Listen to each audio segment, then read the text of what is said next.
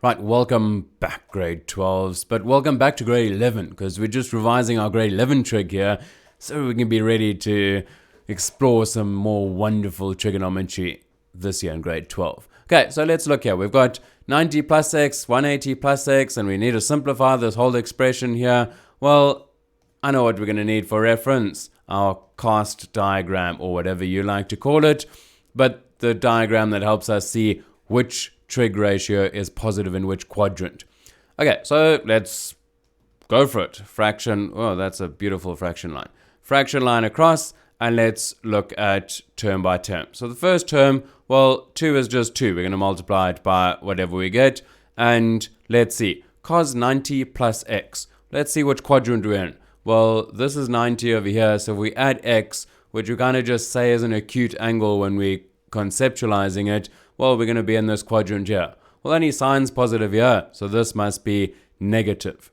And hopefully you remember, well, wait, the 90 plus, that kind of changed to, cos changed to sine.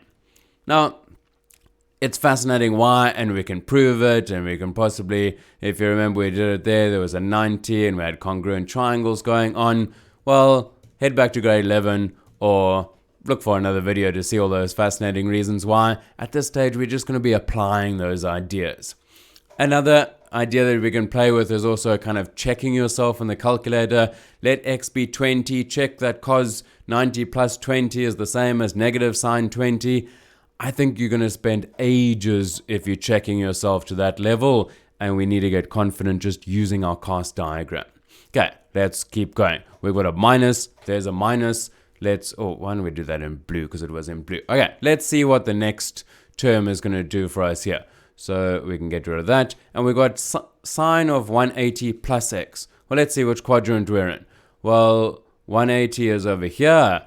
Plus x will put us in that quadrant. Remember, we're imagining x to be an acute angle. Well, only tan's positive over here. So this must be negative. Now, I always find this interesting to go, okay, well, that's negative, and we had a negative over here. So that negative is just going to change to positive, and it's going to stay sine x, right? Now be careful, because we also want to show our working as best we can to go, no, I want to explicitly show whoever's reading my work that I know that this is a negative. So I'm going to show the negative, not try and skip a step here.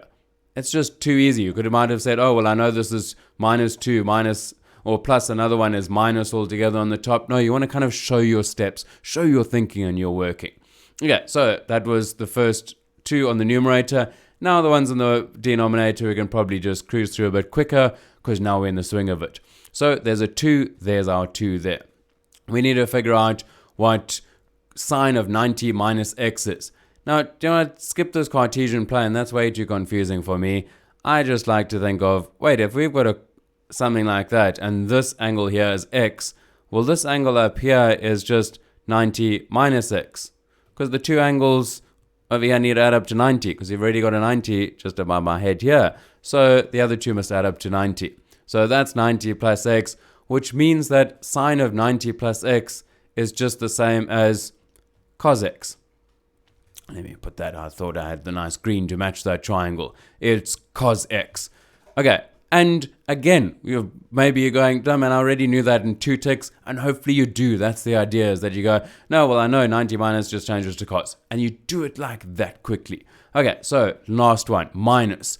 Cos 360 minus x. Let's see where we are on the Cartesian plane. Well, here's 360. We're subtracting x, puts us down here in the cos quadrant, in the 4th quadrant, which means that this is positive. So we can say, well, that's just going to stay as cos x.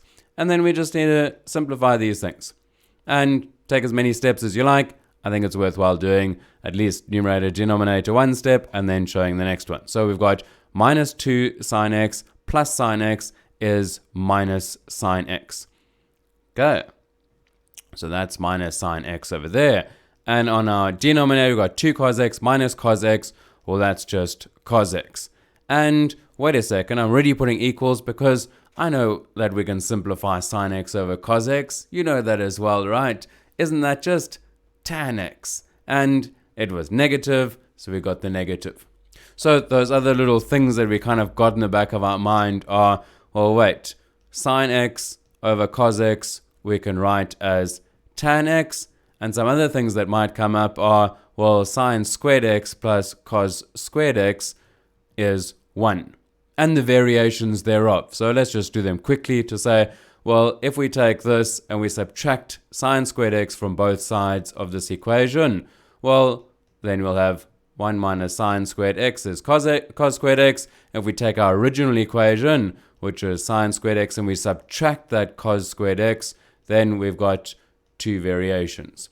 So we've actually only got two things here that we need to remember, and then the two variations here just come straight from our squares identity.